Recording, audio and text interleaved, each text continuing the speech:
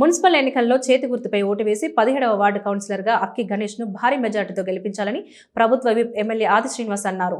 Municipal ఎన్నికల ప్రచారంలో భాగంగా 17వ వార్డు ఎన్నికల ప్రచారంలో పాల్గొని మాట్లాడుతూ రాష్ట్ర ప్రభుత్వం చేస్తున్న అభివృద్ధి సంక్షేమ పథకాలు ప్రజలందరూ గమనించాలని కోరారు. గత పాలకుల వల్ల వేములవాడ ఎంత వెనుకబడిందని, కాంగ్రెస్ ప్రభుత్వం వచ్చాక వేములవాడ అన్ని రకాల అభివృద్ధి చెందుతుందని, కొన్ని రోజుల్లోనే వేములవాడ స్మార్ట్ సిటీగా తీర్చిదిద్దే బాధ్యత తనదని అన్నారు. అలాగే 17వ వార్డులో అడుగు జాగా లేని వారికి స్థలం ఇచ్చి ఇల్లు నిర్మించుకోవడానికి 5 లక్షల రూపాయలను ఇప్పించే బాధ్యత తీసుకుంటానని, మున్సిపల్ ఎన్నికల్లో అక్కి గణేష్కు ఓటు వేసి గెలిపించాలని కోరారు. ఈ కార్యక్రమంలో కాంగ్రెస్ నాయకులు ఎర్ర శ్రీనివాస్, మాజీ కౌన్సిలర్ ముద్రపోల వెంకటేశంతో పాటు వార్డు ప్రజలు పాల్గొన్నారు.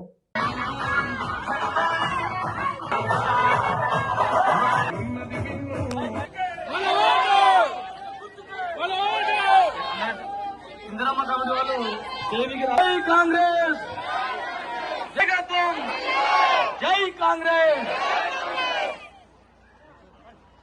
గారికి ప్రత్యేక నమస్కారాలు తెలుపుకుంటున్నాము. మరియు 17వ వార్డు అభివృద్ధి చెందాలంటే ఏ గుర్తు చేద్దాం? 17వ వార్డు అభివృద్ధి చెందాలంటే అన్న మన చేతి గుర్తుకు వేసి ఓటు, అమూల్యమైన ఓటు గెలిపించి అక్కి గణేష్ గెలిపించాలి. మనకు అన్నకు ఏదంటే అది అభివృద్ధి పథకంలో అన్న మనకు 17వ వార్డు అన్ని 28 వార్డులలో మన 17వ వార్డు ఖచ్చితంగా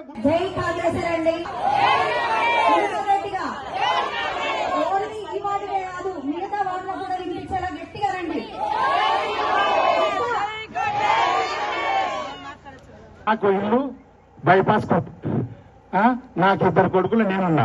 మీకే బాగుతామని అన్నగుంటా. ఎవడు అడ్రస్ లేడానికి ఓటేసి గెలిపిస్తే అది విధంగానే వాళ్ళు పెట్టుకుంటే మీ ఇస్తాను. ఓకే తల్లి, సెలవు తీసుకుంటారా? ఏమైనా తప్పుగా మాట్లాడితే ఎవరికొకరు నేను ఈ అండగా ఉంటా. గణేష్ మా అన్నున్న నాకు అండ. ఇల్లు లేని వాడికి తప్పనిసరిగా ఇల్లు ఇస్తాం, అడుగు స్థలం ఇస్తాం. కానీ నాకు ఉన్న కాడ ఇల్లు ఉంది, ఇక్కడ కూడా కావాలంటే కొంచెం కష్టమేమో. ఆధార్ కార్డు కొట్టి చూస్తే మీ పేరు మీద మీ ఊర్లో ఇల్లు ఉంటే మాత్రం రాదు. ముందే మీకు చెప్పినా, నిన్న మొన్న చెప్పినా, అంతకుముందు చెప్పినా, ఇప్పుడు కూడా చెప్తున్నా. గట్ల కరెక్ట్ అవ్వ కరెక్ట్ మాట్లాడింది. కరెక్ట్ ఇల్లున్న వాళ్ళకి ఏమంటుంది? సరే అదే అన్నట్టే మళ్ళీ ఓ అంటూ కదా నాకేదో నా ఉన్నోళ్ళు వచ్చినడుకో ఇక నా పలుకుతుంది. అవునా కదా? అవో ఇల్లు అంటే ఇల్లు లేనోళ్ళకి ఇల్లు అంటున్నాం. ఇల్లు ఉన్నోళ్ళకంటే మళ్ళీ అందరికీ ఇబ్బందికరం కాబట్టి ఇల్లు లేనోళ్ళకి మనము దేవుడు కూడా వాళ్ళకి సాయం చేయమంటాడు, లేనోళ్ళకి సాయం అని చెబుతాడు. అంతే కదా?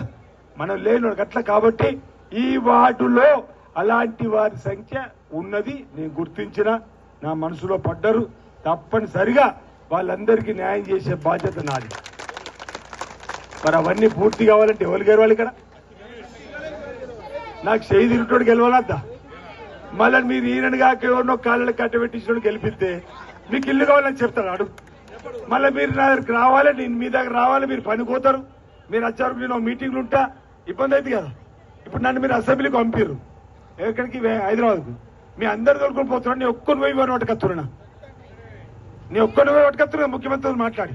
నిన్న కూడా తుమ్మలేశ్వర గారు చెప్పిన గుర్తుంది కదా. అట్లా మీరందరి తరఫున ఆయన పంపిస్తే ఈ పనులన్నీ తీసుకొస్తాడు. ఇక తీసుకెళ్ళిపోతే అప్పుడు మళ్ళీ అడుగుదాం. ఇక ఎటు పోతాడు గణేష్ అన్న? నేనెటు పోతా? పక్కన వెంకటేష్ ఉండి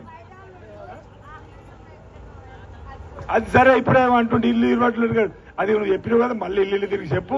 నేను ఒకటే చెప్తున్నా, నేను చేసిన పనులు ఈ 2 నెలలు ఎవరు చేయలేరు తల్లి, ఎవరు చేయలేరు. నేను పోయినాక మీరు కూర్చుని అర్థమవుతుంది. కాబట్టి మీరు పెద్ద మని చేసుకోండి. ఈ ఒకటే రోజు మధ్యలో రేపు గడిస్తే ఎల్లుండి పొద్దున 7 గంటలకు పోయి చేయి గుర్తు మీద ఓటేసి మీరు అందరు రండి. ఇక కొంచెం ఆగమాగమై